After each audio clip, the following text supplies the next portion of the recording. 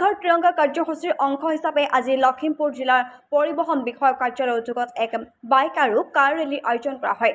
লখিমপুৰ জিলাৰ পৰিবহণ বিষয়া শ্ৰীমন্ত বৰা উপস্থিতিতেই লখিমপুৰ জিলাৰ জিলা আয়ুক্ত গায়ত্ৰী হাংলিঙে এই ৰেলীৰ ফ্লেগ অফ কৰি শুভাৰম্ভ কৰা এই বাইক আৰু কাৰ ৰেলীত জিলা পৰিবহণ বিভাগৰ শতাধিক কৰ্মীয়ে অংশগ্ৰহণ কৰে। স্বাধীনতা দিৱস উদযাপনৰ বাবে আহ্বান জনোৱাৰ উৎকট কাৰ্যসূচী ত্ৰিৰংগ পতাকালৈ বাইক ৰেলীৰ দিৱসটি উদযাপনৰ বাবে সজাগতা সৃষ্টি কৰা পৰিলক্ষিত হয়। ডিষ্ট্ৰিক্ট ট্ৰান্সপৰ্ট অফিচ পৰিবহণ বিভাগত ৭৮তম স্বাধীনতা দিৱসৰ সংগতি ৰাখি আমি এটা বাইক ৰেলী আৰু কাৰ ৰেলী ইয়াত আৰম্ভ কৰিলোঁ।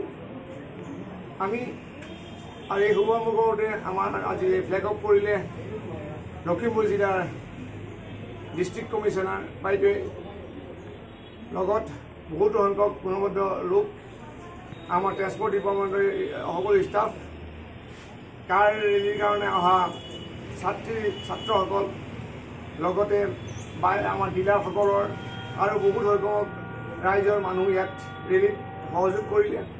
আৰু এই ৰেলীৰ দ্বাৰা আমি প্ৰতিটো জাতি জনগোষ্ঠীৰ পৰা আদি কৰি সকলোৱে যদি আমি এই ৭৮তম ১৫ আগষ্ট আগে যিটো ৰেলী কৰিলোঁ, সেই ৰেলীৰ দ্বাৰা আমি বুজাব খোজোঁ যে সকলোৱে মিলিজুলি থাকি ভাৰতবৰ্ষ যিটো ৭৮তম 78 15 আগষ্টত আমি পালন কৰিম আৰু আমি ইয়াত সকলোৱে সহযোগিতা কৰিম আৰু এই ৰেলীৰ দ্বাৰা আমি আজি আমাৰ মাজত এটা সমন্বয় গঢ়ি তুলিম, সেইটোকে মই বিচাৰোঁ।